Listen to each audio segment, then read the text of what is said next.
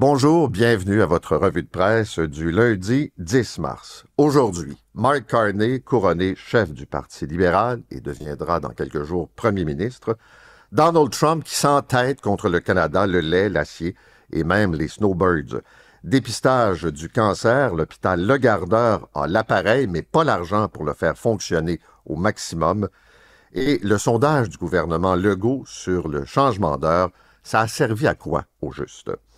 Mark Carney est maintenant le chef du Parti libéral du Canada. C'est une victoire non équivoque, c'est un couronnement, presque 86% des voix. L'ex-ministre des Finances, Chrystia Freeland, termine deuxième, loin derrière, avec seulement 8%. Et on peut dire facilement que les libéraux font un pari. D'abord, tenter d'effacer le passé d'un gouvernement dépensier, de remplacer le chef que, il faut se le rappeler, députés, ministres et membres de l'establishment ont poussé vers la porte, le remplacer par un banquier, une espèce de technocrate, si vous voulez, qui n'a aucune expérience en politique. Donc, M. Carney va devenir premier ministre d'ici vendredi, former son gouvernement, son conseil des ministres et déclencher des élections d'ici la fin du mois. Après les discours de M. Trudeau, de Jean Chrétien, 91 ans quand même, il faut le faire, M. Carney, après avoir eu la confirmation de sa victoire, s'est adressé aux militants. Et je vous dirais, s'est adressé aussi aux Américains en parlant de Donald Trump à plusieurs reprises. Il l'a nommé, je vais le citer, il a dit entre autres que les Américains, et là on parle de Trump, veulent nos ressources, notre eau, notre territoire, notre pays, pensez-y, ça va détruire notre façon d'être. Alors, comment il va s'y prendre? Comment il va négocier? Je regarde la présidente du Mexique, qui n'a pas choisi la voie de la confrontation. Elle est optimiste, elle est confiante, elle pense qu'il est possible de trouver une solution tout en répondant aux demandes de M. Trump. Donc, ce sera intéressant de voir comment il va réagir cette semaine avec l'imposition de tarifs de 25% sur l'acier et sur l'aluminium. Justement, Trump, obsédé par le Canada, et je le disais, plus conciliant avec le Mexique, ce qu'il faut savoir, c'est donc l'entrée en vigueur de ces nouveaux tarifs, puis on ajoute dans quelques semaines 250% tarifs supplémentaires sur les produits laitiers et le bois d'œuvre. Beaucoup d'inquiétudes des citoyens canadiens quand on entend M. Trump parler du Canada comme du 51e État. On se rend compte de plus en plus que c'est pas une farce, que c'est pas une blague, ça cache une intention. Et aussi Elon Musk, qui dérange de plus en plus au sein de l'administration Trump.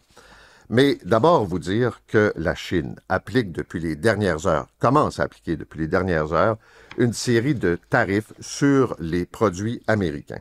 Donc, ça a été confirmé par le gouvernement chinois.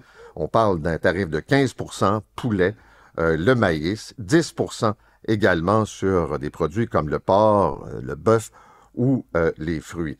Il y a 15 entreprises américaines qui n'ont pas le droit d'acheter des produits chinois, notamment un fournisseur de l'armée américaine pour ce qui est des drones.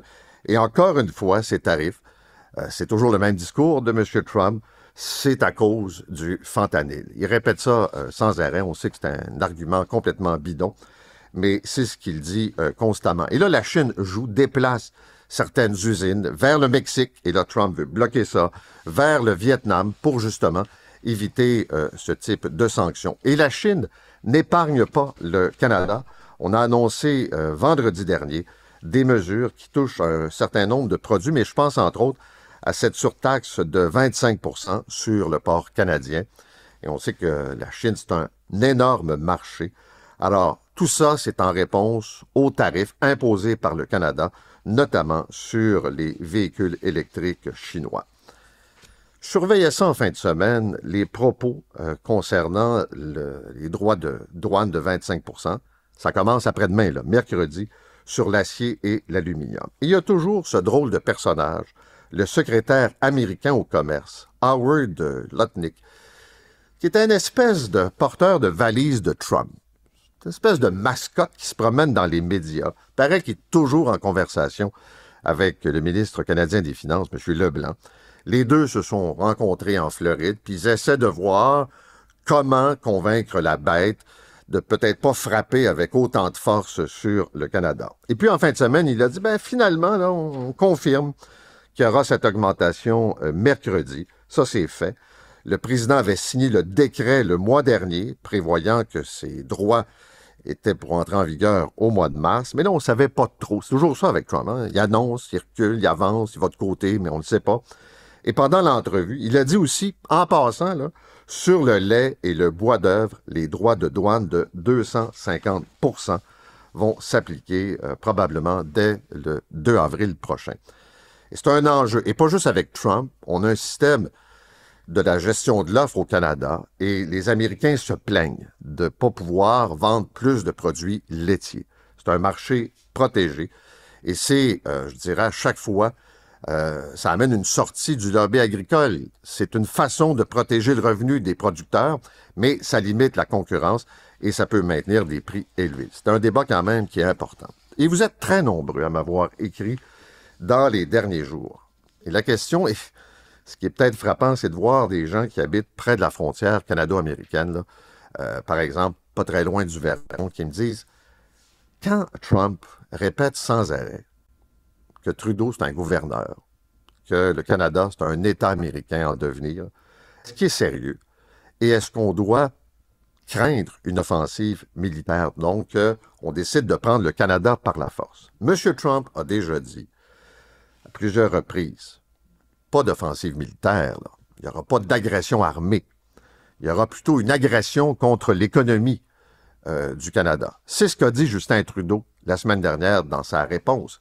Et le New York Times a fouillé la nature des conversations entre M. Trump et M.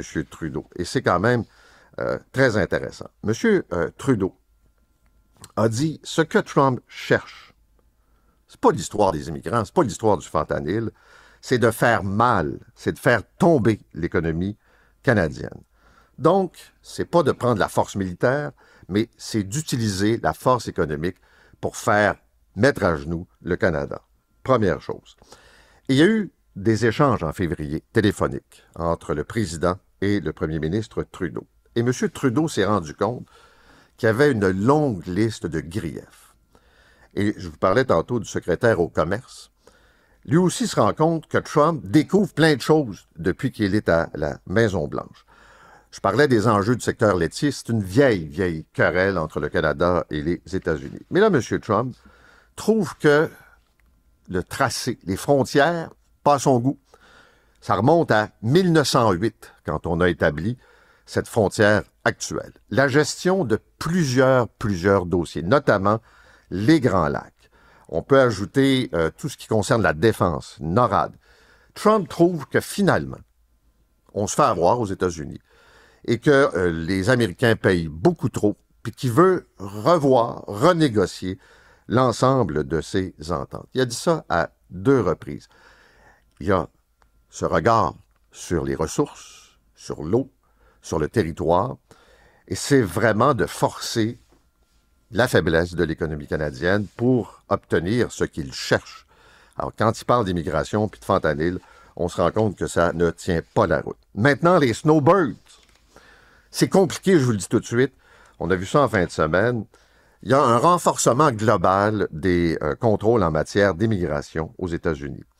Depuis le 25 février, tous les gens qui passent 30 jours et plus doivent s'enregistrer. Je vous le dis tout de suite, là, les gens qui prennent l'avion, par exemple, ça se fait automatiquement. Mais là, on ajoute, et c'est, je dirais, la clause obscure, là, la prise, dans certains cas, d'empreintes digitales.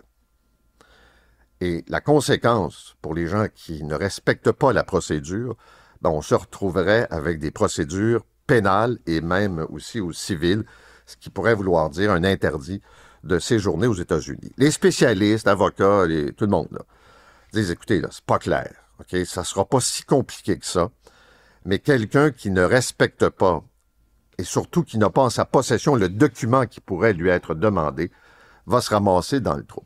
Ça s'ajoute à la liste du picossage pour écœurer notamment les Canadiens. Parce qu'il faut savoir, et que ça c'est l'effet peut-être pervers, il y en a beaucoup de Québécois qui se trouvent en Floride. Et je lisais ce matin dans la presse. D'abord que c'est 25% aux États-Unis, là, des dépenses touristiques des Canadiens qui se font en Floride. C'est énorme, des milliards de retombées économiques. Et ce qu'on découvre, c'est que, d'une part, beaucoup de gens, et ça a commencé avant, là, mais disons que depuis que Trump a été élu, ça a pris de la vitesse. Des gens qui disent « trop compliqué ». Il y a le dollar canadien qui est faible, l'augmentation des frais de condo, des assurances, tous les critères sont là. Et les gens se disent, dans le fond, se posent les questions suivantes. Est-ce que je vends? Est-ce que j'attends? Est-ce que je loue? Est-ce que je viens aussi souvent? Est-ce que je me pince le nez et puis je me dis que Trump va finir par quitter et on va retrouver une certaine normalité? Ce sont des éléments de réflexion, mais on le sait, les gens se tournent vers d'autres destinations. L'automatisme d'aller aux États-Unis pour les vacances, c'est de moins en moins vrai. Et moi, je suis porté à vous dire que le Québec, Montréal, on va se retrouver cet été avec beaucoup de touristes, des gens qui vont aller aux îles, en Gaspésie, c'est sûr, mais les Américains vont débarquer nombreux, beaucoup d'Européens aussi qui n'iront pas aux États-Unis. Ce sera intéressant à suivre. Maintenant, le fait qu'on ait sorti des succursales de la Société des alcools du Québec, le vin américain, il y a de la place. Et là, les producteurs de vin québécois disent, ben, il me semble qu'on pourrait peut-être dégager les tablettes encore plus, puis laisser de l'espace pour les produits d'ici. Là, on va se dire les vraies choses. D'abord, c'est un pourcentage quand même important, les vins de Californie, les vins de l'Oregon.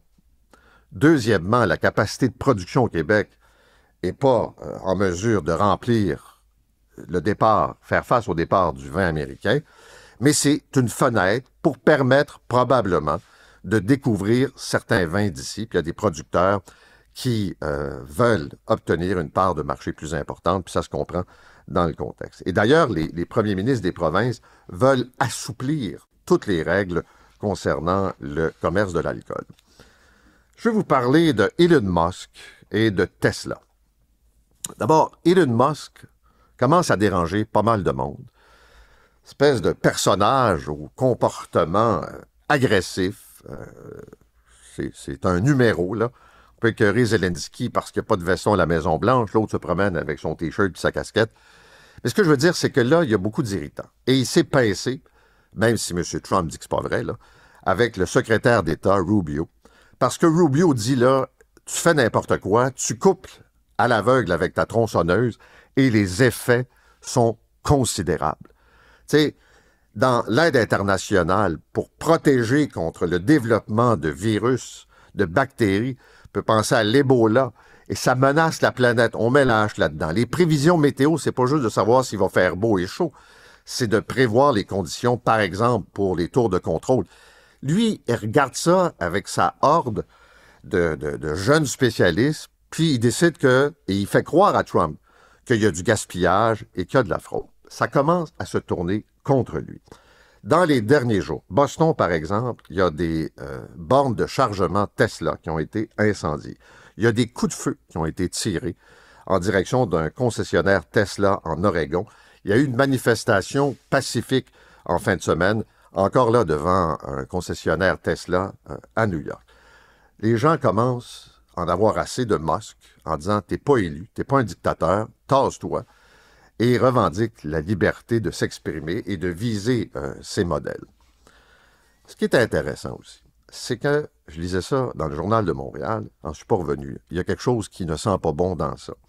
Le fédéral subventionnait jusqu'à 5 000 $ l'achat d'un véhicule électrique. Le 10 janvier, le gouvernement décide qu'on va stopper le programme au plus tard le 1er avril, et peut-être avant si on manque d'argent, parce que ça a été très populaire.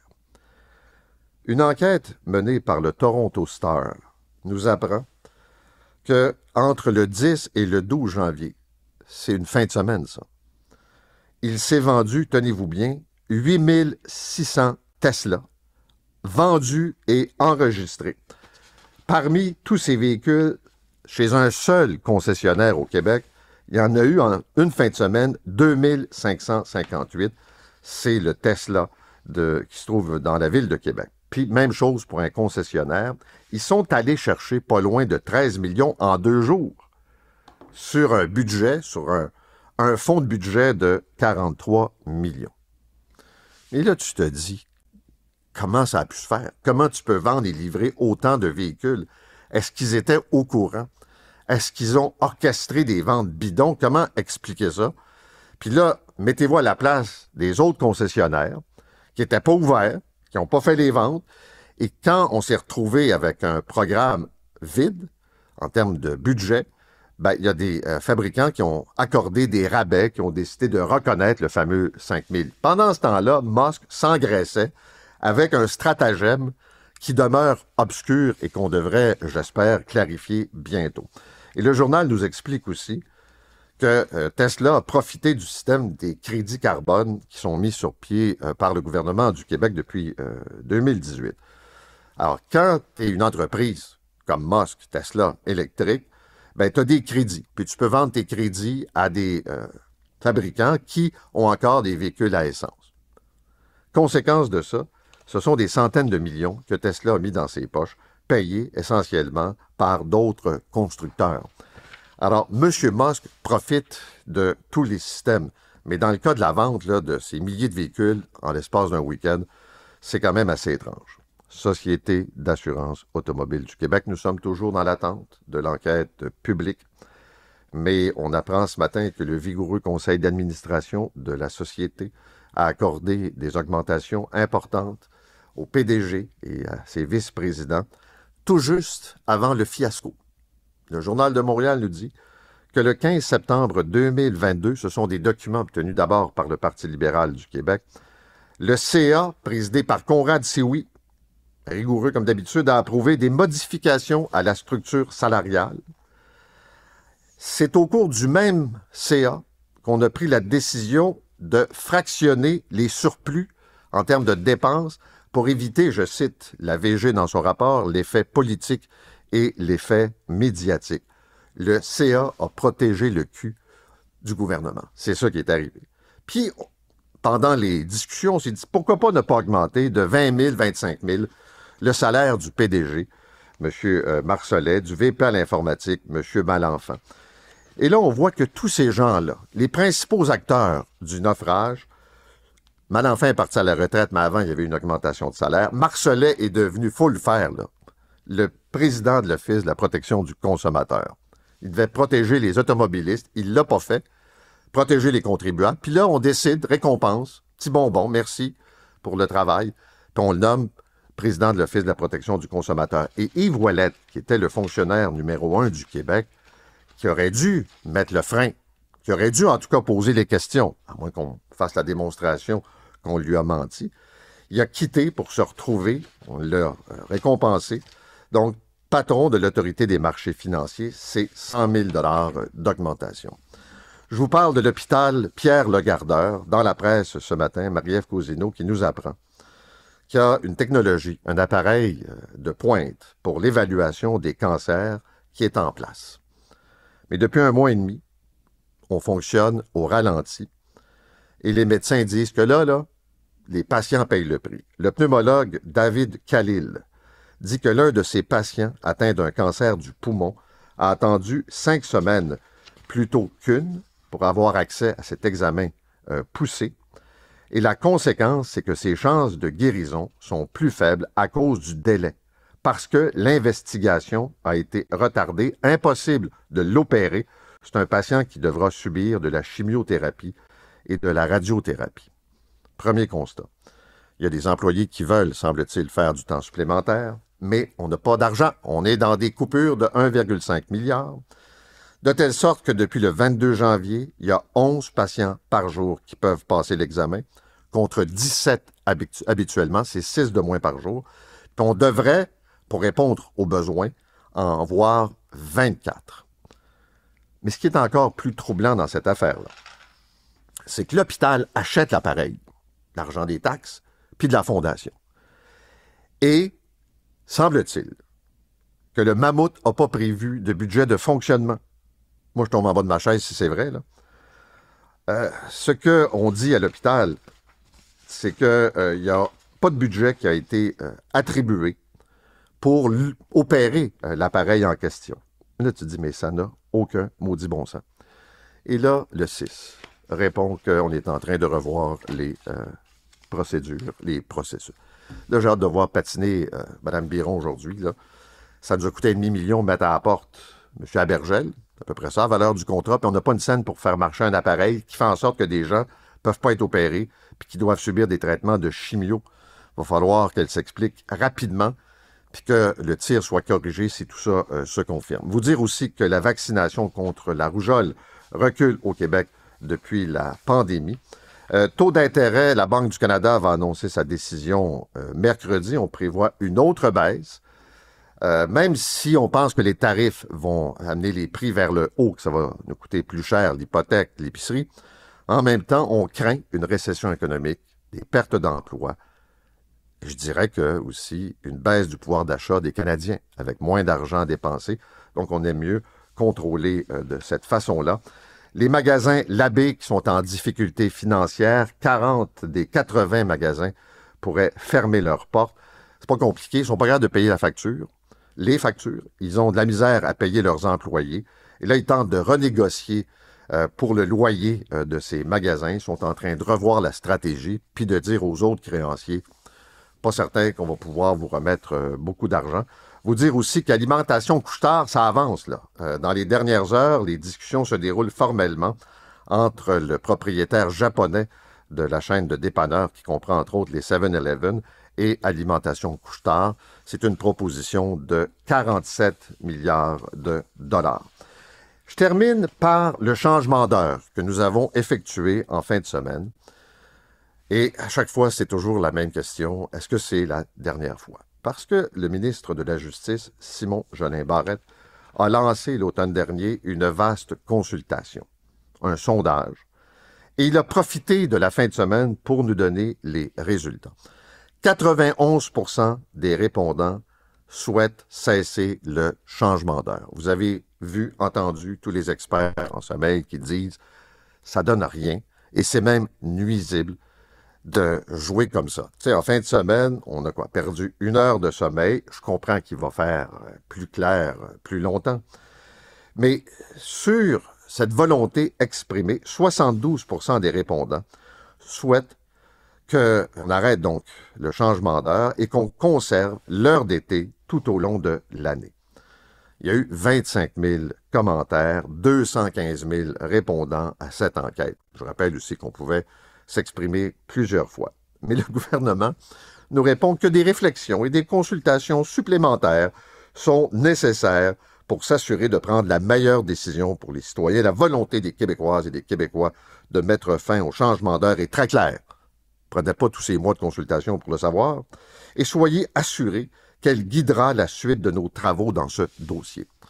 Ça, c'est un bonbon, c'est une distraction pour qu'on parle de d'autres choses que de faire le bilan du gouvernement. Ça va leur prendre combien d'heures, combien de jours, combien de semaines, combien de mois pour prendre une décision qui ressemble à une décision assez facile à prendre, là, parce que les spécialistes en santé disent que c'est ça qu'il faut faire, puis les Québécois ont l'air d'être d'accord. Sur ce, je vous souhaite une excellente journée.